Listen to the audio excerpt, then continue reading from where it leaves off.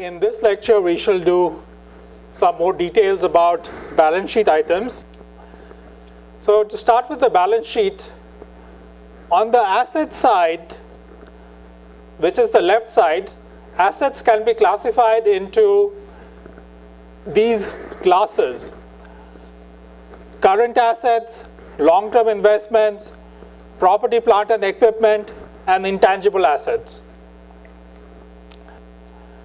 Now, current assets are assets which can be converted to cash or are used within 1 year.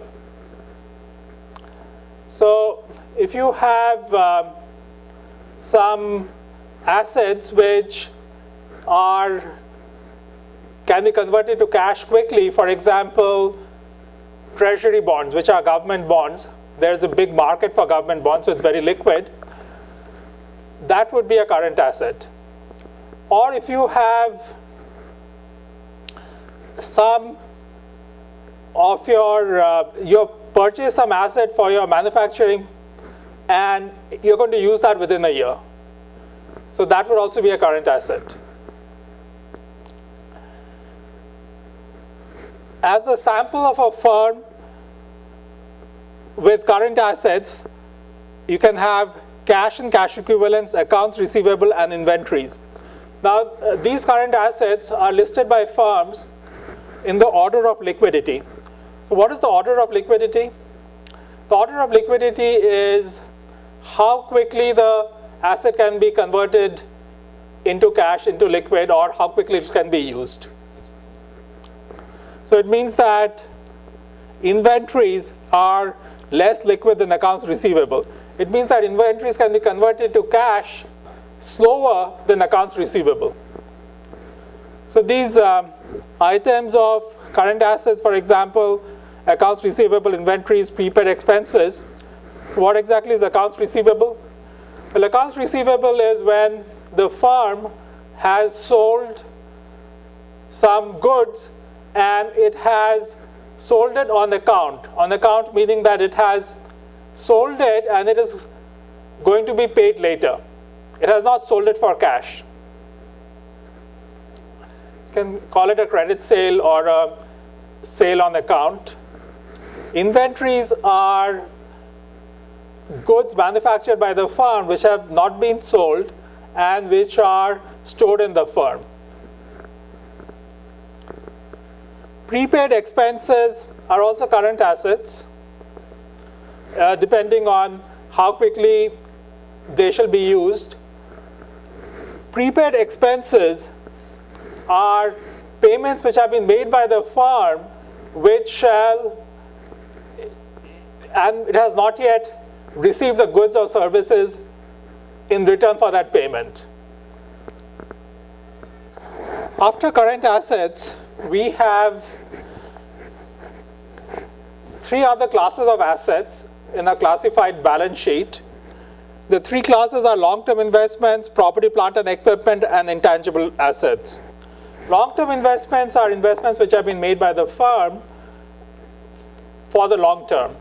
For example, if it buys equity of another firm and the intention of the firm is to hold this equity for the long term, for a few years, then it will be a long-term investment.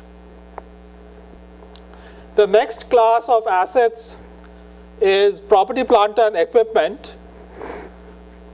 These are equipment and assets which are used by the firm for its manufacturing purposes. Can be land, factory. The last class of assets are intangible assets. Now, these are assets without physical substance, but valuable nonetheless. And intangible assets could be, for example, copyright or patents or trademarks. Next, we have the classes for liabilities and owner's equity. So in the classified balance sheet, the right side is classified into these classes: current liabilities, long-term liabilities, and stockholders' equity. Now, current liabilities, similar to current assets, are liabilities which have to be paid within a year. The different kinds of current liabilities would be accounts payable, notes payable, taxes payable, interest payable, wages payable, and long maturity debt that is due within a year. Accounts payable are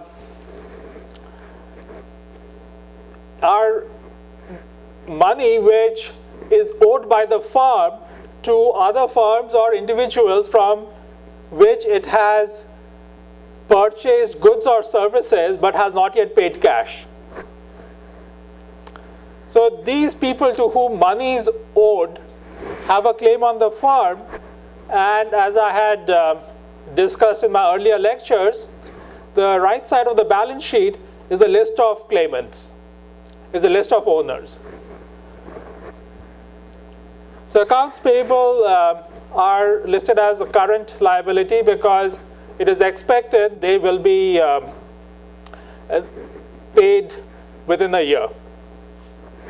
Notes payable are short-term debt taken by the firm. Taxes payable are if taxes are owed to the government but they have not yet been paid, that would be taxes payable. Interest payable would be interest on debt which is owed by the firm but has not been paid yet. Wages payable, wages owed by the firm, not yet been paid.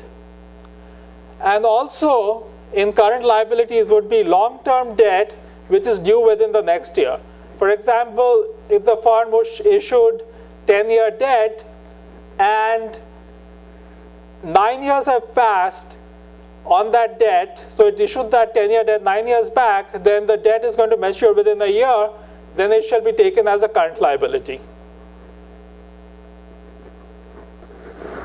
The remaining items on the right side of the balance sheet are common stock paid in surplus and retained earnings, which together are called stockholders' equity. So what is common stock? Common stock is the par value of equity sold to equity holders by the firm. The par value is a value which is put on the share certificate. It is mentioned on the share certificate. Paid in surplus is the extra amount over the par value which is paid by equity owners to the firm.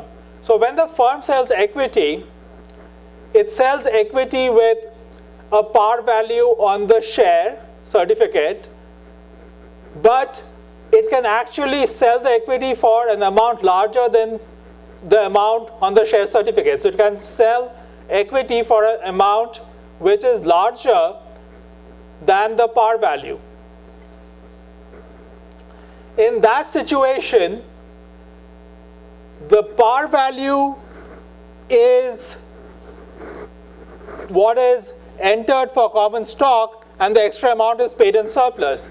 For example, if I am a firm and I sell you equity of par value $100, but I sell it to you for $250, then the common stock for my firm will increase by 100, which is the par value of the stock I sold you, and paid in surplus will increase by 150 because you paid 100 par value and plus 150 for a total of 250. So the surplus is the extra amount over the par value that you pay. Retained earnings and common stock and paid in surplus together form stockholders' equity, which is the value of equity according to the financial statements. You may remember I discussed in the last lecture that this value of equity is not the same as the market value of equity. This value of equity arises from the past transactions of the firm, whereas market value arises from the people who are buying and selling in the market, their estimate of how much profits the firm shall make in the future.